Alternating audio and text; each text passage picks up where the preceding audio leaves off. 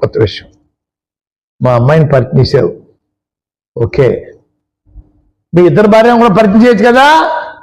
నిన్న మా నాన్నగారు ప్రెస్ మీట్ చూసి చాలా బాధేసింది. ఇంత రాజకీయ అనుభవం ఉన్న మీకు జగన్మోహన్ రెడ్డి గారి చేతిలో ఒక తోలుబొమ్మలా మారడం చాలా బాధాకరం.